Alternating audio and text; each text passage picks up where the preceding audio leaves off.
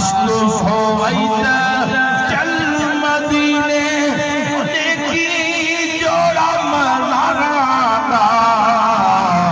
जो पढ़ यार नबी दे यारा सुभान अल्लाह जे प्रिय जा परवानो कुर्बान वञा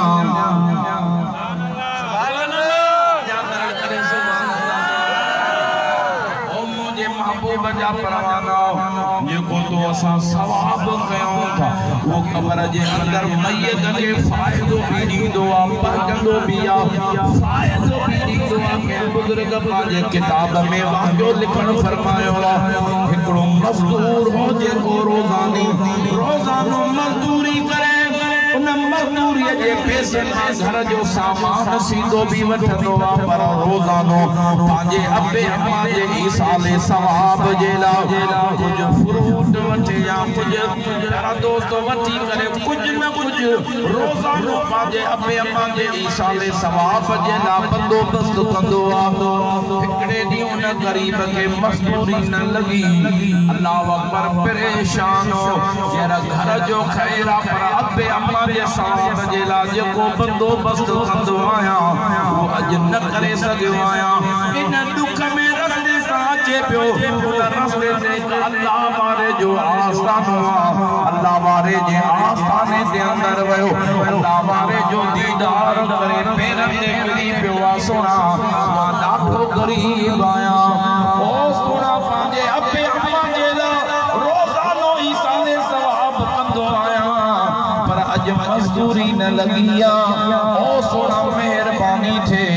अज एड़ो मुखे नुस्खो बुधायो जो को बिना पैसन जे होजे वो कया अल्लाह ताला उन जो सवाब मुझे अब्बे अम्मा जे रूह के अता फरमा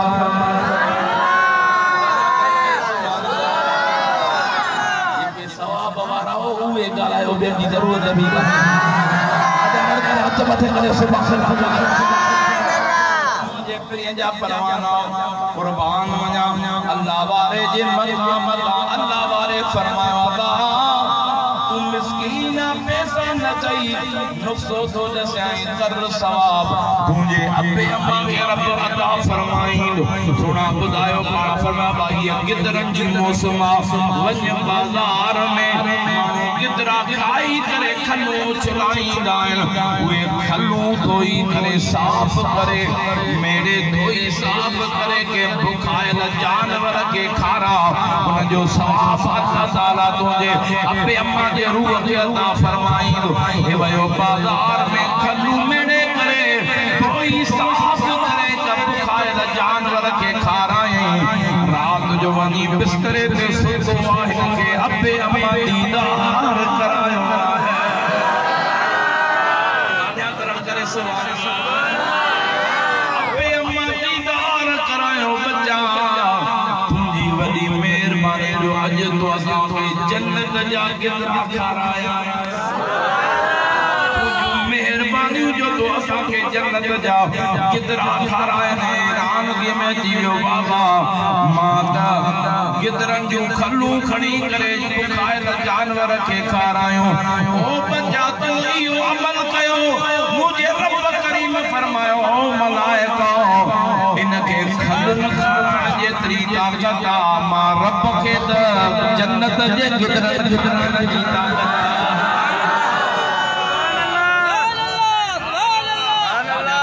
सुभान अल्लाह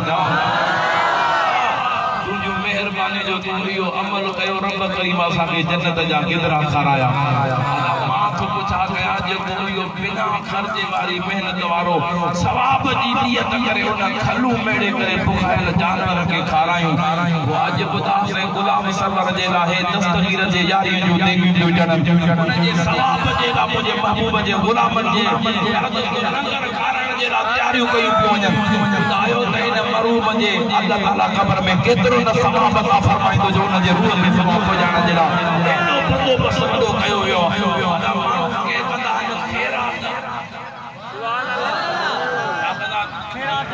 अल्लाह भले कयो भली ॻाल्हि आहे अल्लाह ते खैरात वारे जी बरकत अता फरमाइंदो आहे पर मुझे अल्लाह जे पाक मुर्शिद फरमाइंदा हुआ माण्हू खैरात करे तो रब जी मर्जी कबूल करे या न करे। सुभान अल्लाह ॻाल्हायो त सही न यार। रब खां को पुछा करण वारो आहे। ॻाल्हायो त सही। वो माण्हू खैरात करे रब कबूल करे या न करे। मुझे पीरन जे पीर फरमायो या खैरात इन खैरात जे मथा मुल दस्तगीर जे यारी जो नालो दे। दस्तगीर जे यारी वाली खैरात कर या तो जी यारी वाली खैरात कबूल करे रब जी दरबार में मां पीरन जे पीर दिल पर जो कमाल असन के मथे ने भेज दस्तगीर जो नाम जो दस्तगीर वो जे वसीले से रब तकदीर वही